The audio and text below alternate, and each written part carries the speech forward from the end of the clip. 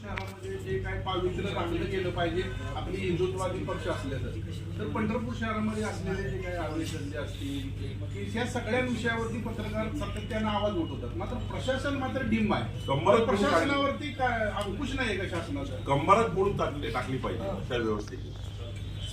ज्या ठिकाणी असे इतकं महाराष्ट्राचं आराध्य दैवत संपूर्ण देशातनं राज्यातनं ज्या दैवताच्या चरणी लोक येतात अशा ठिकाणी अवैध धंदे आहेत, हे जर उघडकीस आलं आहे तर मी माननीय गृहमंत्री महोदयाची, आमचे नेते देवेंद्रजींची उद्या मी भेटणार सकाळी.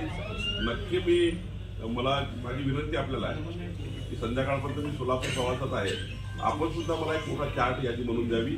नक्कीच त्याचं कम्फर्ट बोललं पाहिजे. काय केलं माझा एका जबाबदार पक्षाचा, सरकारमधल्या जबाबदार पक्षाचा अध्यक्ष म्हणून माझी जबाबदारी ठरत आहे इथे आल्यावर. तुम्ही प्रश्न मांडला त्या प्रश्नाला नाही मिळून दिले तर मी पक्षाचा अध्यक्ष आहे, एका मोठ्या पक्षाचा अध्यक्ष आहे, आमच्या सरकारमध्ये आम्ही आहोत. तुम्ही मला आवर्जून काहीतरी द्या, जे काही त्यांनी वारकरी दिलं असेल तुम्ही द्या.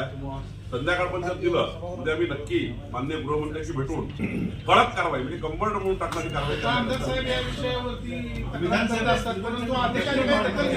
केलं असेल. मी माझी जबाबदारी पार पाडतो, त्यांनी केलं आमदार जबाबदारी पार पाडली, पण तुम्ही प्रश्न उपस्थित केला तर माझी जबाबदारी मी पार पाडेल.